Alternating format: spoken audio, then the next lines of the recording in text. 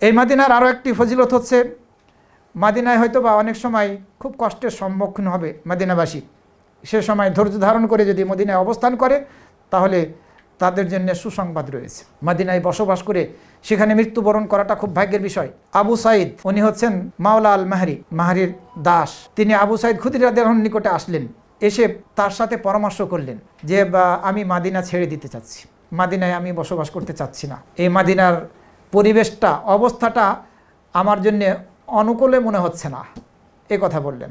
অভিযোগ করলেন যে এখানে দ্রব্যমূল্যের মূল্য বেড়ে গিয়েছে, আবার আমার পরিবারের সদস্যরা অনেক, আবার লোকজনও বেড়ে গেছে মদিনায়, এখন আমার পক্ষে আর এই মদিনায় থাকা সম্ভব হচ্ছে না। ও আখবারাহু আন্নাহু লা সাবরা লাহু আলা জাহদিল মদিনা ওয়ালা ওয়াইহা, এবং এই দাস আবু সাইদ খুদরি রাদিয়াল্লাহু আনহুকে বললেন যে এই মদিনার কষ্ট সহ্য করে, মদিনার কষ্টকে ধারণ করে আমি এই মদিনায় অবস্থান গ্রহণ করব, আমার এটি ধৈর্য কুলাচ্ছে না। তখন আবু সাইদ খুদরি রাদিয়াল্লাহু আনহু তাকে উদ্দেশ্য করে বললেন, ওয়াই হাক, তোমার ধ্বংস হোক, লা আমুরুকা বিযালিকা, এই মদিনা ছেড়ে যাওয়ার ব্যাপারে আমি তোমাকে নির্দেশ দেব না যে তুমি চলে যাও মদিনা থেকে, কথা বলবো না। কেননা আমি রাসূল সাল্লাল্লাহু আলাইহি ওয়াসাল্লামকে বলতে শুনেছি, লা ইয়াসবিরু আহাদুন আলা ওয়াইহা ফায়ামুতু ইল্লা কুনতু লাহু শাফিআন আও শাহিদান ইয়াউমাল কিয়ামাহ। কেউ এই মদিনার কষ্টকে স্বীকার করে নিয়ে ধৈর্য ধারণ করে যদি মদিনায় অবস্থান করে, এরপরে সে যদি মদিনাতেই মৃত্যুবরণ করে, তাহলে আমি তার জন্য সুপারিশকারী হব, অথবা আমি তার জন্য কিয়ামত দিবসে সাক্ষ্যদান করব।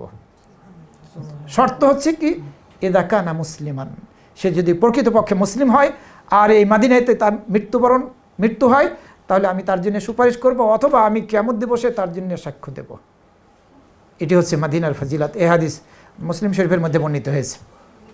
আরও একটি হাদিসের মধ্যে রাসূল সাল্লাল্লাহু আলাইহি ওয়াসাল্লাম বলেছেন, ইয়াতি আলান নাস জামান, মানুষের নিকটে এমন একটা সময় আসবে, ইয়াদউর রাজুলু ইবনা আম্মিহি ওয়া কারিবাহু, একজন ব্যক্তি তার চাচাতো ভাইকে, চাচার ছেলেকে এবং তার নিকট আত্মীয়কে আহ্বান করবে, হালুম্মা ইলার রাখা, আসো আমরা একটু যেসব এলাকায় সচ্ছলতা আছে, ভালো অবস্থায় জীবনযাপন করা যাবে, সেই স্থানগুলোর দিকে চলে যায় মদিনাকে ছেড়ে, হালুম্মা ইলার রাখা, এভাবে বলতে থাকবে। ওয়াল মাদিনাতু খায়রুন লাহুম লাউ কানু ইয়ালামুন, অথচ মদিনা তাদের জন্য কল্যাণকর ছিল, ভালো ছিল, যদি তারা জানতো মদিনার ফজিলত সম্পর্কে, যদি তারা জানতো, তাহলে তাদের জন্য মদিনাটাই বেশি কল্যাণকর ছিল। এই হাদিসটিও মুসলিম শরীফের মধ্যে বর্ণিত হয়েছে। এই মদিনা হচ্ছে ওয়াহি নাজিলের স্থান, বরকতের স্থান, বরকতের আবাস স্থল। এই মদিনায় রাসূল সাল্লাল্লাহু আলাইহি ওয়াসাল্লাম শায়িত রয়েছেন, সুতরাং এই মদিনার ফজিলত এরূপই হবে, এটি স্বাভাবিক।